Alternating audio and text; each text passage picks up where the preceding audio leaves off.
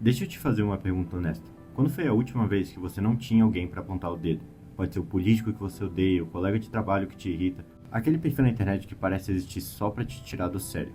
Pode ser algo maior, uma ideologia, um país, um grupo inteiro de pessoas que você nunca conheceu, mas já decidiu que estão errados. A gente não admite, mas ter um inimigo é confortável. Organiza o mundo, coloca tudo em duas caixas, o bem e o mal, nós e eles, certo e errado. E quando o mundo tá nessas duas caixas, ele faz sentido. Você sabe quem você é, justamente porque você sabe quem você não é. Só que a realidade não funciona assim, e no fundo você sabe disso. Esse vídeo é sobre a mentira mais confortável que a gente conta pra si mesmo todo dia, que o mundo se divide entre mocinhos e vilões, e sobre o que acontece quando você descobre que ele não se divide.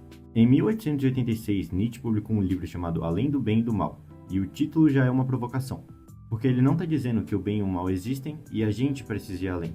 Ele está dizendo que essa divisão em si é o problema. O argumento do Nietzsche é o seguinte: a gente trata bem e mal como se fossem características do mundo, como se certas coisas fossem boas e certas coisas fossem más.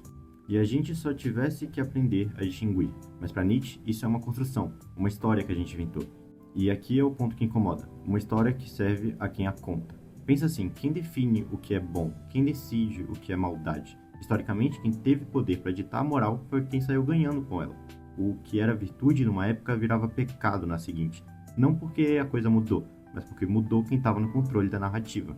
E Nietzsche vai mais fundo, ele diz que essa divisão não é só imprecisa, ela é preguiçosa, é um atalho mental, porque a realidade é complicada, cheia de contradições, cheia de gente que faz coisas terríveis por motivos compreensíveis e coisas bonitas por motivos egoístas. E lidar com isso dá trabalho, muito mais fácil botar uma etiqueta bom, mal e aí partir para o próximo assunto.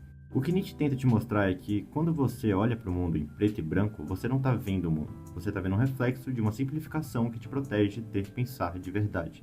Mas aí vem a pergunta que o próprio Nietzsche faz. Tá, e se essa estrutura cair? O que acontece quando você perde a divisão? Alguns anos antes, em 1882, Nietzsche escreveu uma das cenas mais famosas da história da filosofia. Está em A Gaia Ciência e é a parábola do homem louco. A cena é a seguinte: um homem acende uma lanterna em plena manhã e sai correndo pela praça gritando: "Estou procurando Deus, estou procurando Deus." As pessoas ao redor riem, alguns ateus, alguns até acham graça. Mas aí o homem para e diz: "Deus está morto, nós o matamos." E aqui é onde a maioria das pessoas para de prestar atenção, porque acha que Nietzsche está comemorando, que é um grito de vitória ateu. Mas não é. O homem louco não está feliz, ele está apavorado.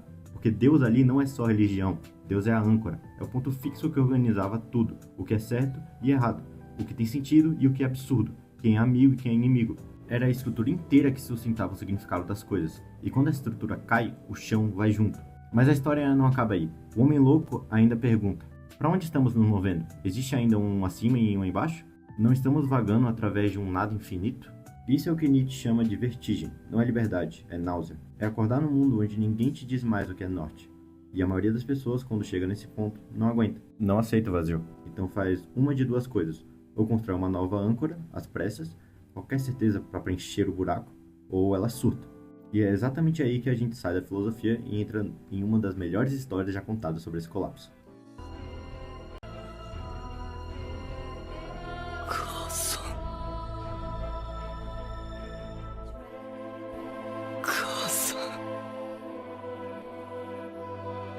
O que você tá fazendo? Obrigada. Ei! Não! Mamãe! Se você assistiu Attack on Titan, você sabe, a história começa simples. Tem a humanidade dentro dos muros, tem os titãs do lado de fora, e tem o Eren Yeager, um moleque com sangue nos olhos que jurou destruir cada titã depois de ver a mãe ser devorada na frente dele. E por temporadas inteiras, o mundo de Attack on Titan funciona nessa lógica binária. Nós contra eles, humanos contra monstros, bem contra o mal. O Eren tem uma missão clara, um inimigo claro, um propósito claro. A gente, como espectador, compra isso, torce junto, quer ver os titãs destruídos. Aí o Eren chega no mar.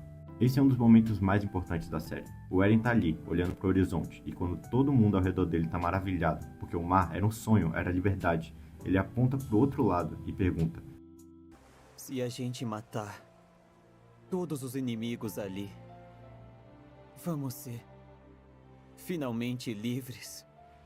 Nesse momento, o Eren já sabe que o espectador ainda não processou. E do outro lado do mar, não tem monstros, tem gente, tem Marley, uma nação inteira com família, crianças, história, pessoas que também acham que os Eldeanos, o povo do Eren, são o inimigo, que também tem medo, que também perderam gente. O inimigo ganhou rosto, e o mundo do Eren desmoronou. Aqui é onde Attack on Titan faz uma coisa brilhante. O Isayama não só mostra que o inimigo é humano, ele te faz sentir isso. Você passa episódios inteiros vendo o lado de Marley, conhece o Reiner destruído pela culpa, a Gabi cheia de ódio, repetindo exatamente o que o Eren fez no começo. O Falco tentando ser a única pessoa naquela guerra que não quer odiar ninguém, e de repente você percebe, os dois lados estão contando a mesma história, só trocou quem é o monstro. E o Eren, ele viu tudo isso, olhou pro cinza, entendeu que não existia um lado certo, e ele simplesmente não aguentou. Em vez de aceitar a complexidade, ele dobra a aposta. Escolhe destruir o mundo inteiro do outro lado, porque viver sem a divisão era insustentável. O Eren não virou o vilão porque ele é mau.